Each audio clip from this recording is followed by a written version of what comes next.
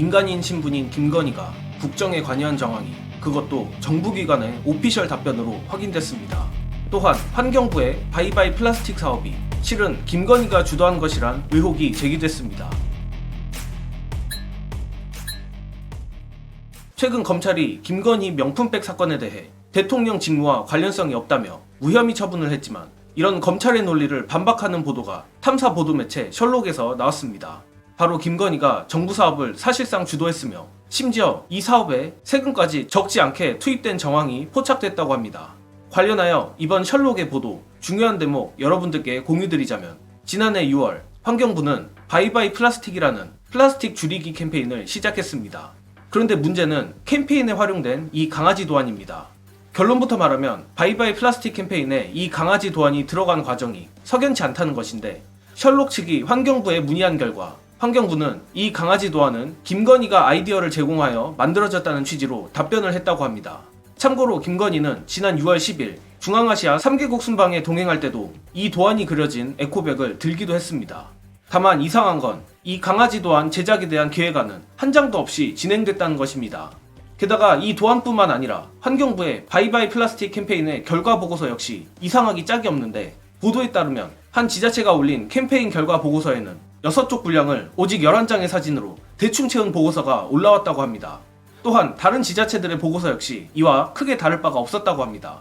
즉, 국민의 세금이 들어간 환경부의 정책 캠페인에 그 어떤 숙고의 과정도 없이 김건희의 도안이 들어갔고 또 그렇게 진행된 캠페인은 이런 황당한 중국집 인증샷만을 남기게 된 것입니다.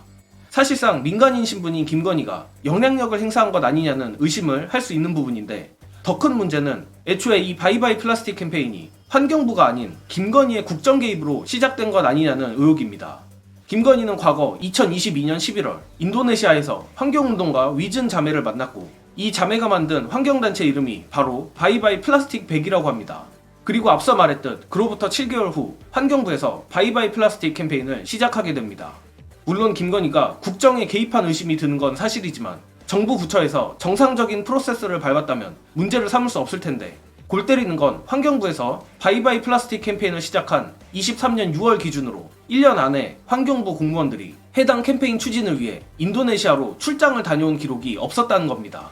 짧게 요약하자면 바이바이 플라스틱 캠페인을 주관한 환경부는 해당 캠페인의 모태격인 인도네시아 환경단체와 어떠한 논의나 실무협의도 하지 않았고 오직 김건희만이 이 단체와 접점이 있다는 것입니다.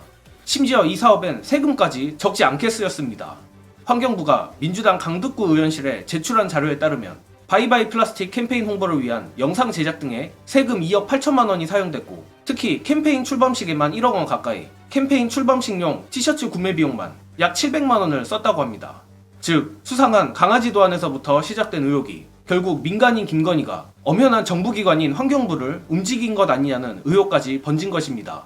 이에 강득구 의원은 환경부의 바이바이 플라스틱 사업은 김건희 여사가 국정에 관여한 증거라며 김 여사가 대통령실을 통해 정부 정책 사업에 실제로 개입했음에도 명품백 수수가 직무 연관성이 없다는 이유로 무혐의 처분한 것은 전혀 현실에 맞지 않다고 지적했습니다.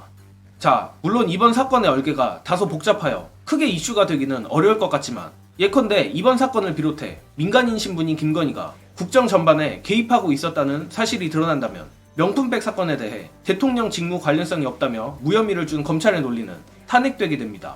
고로 윤석열 김건희를 빵에 보낼 마일리지들이 여러 방면에서 쌓이고 있는 것이라 생각합니다. 분명 작든 크든 이 모든 것들이 한 번에 터질 그날이 점점 다가오고 있음을 느끼는데 검찰 얘기가 나온 김에 몇 마디 덧붙이자면 이번 이원석 검찰총장의 수사심의 소집 관련 소식들을 보니 그날이 더욱 빨리 올 것 같습니다.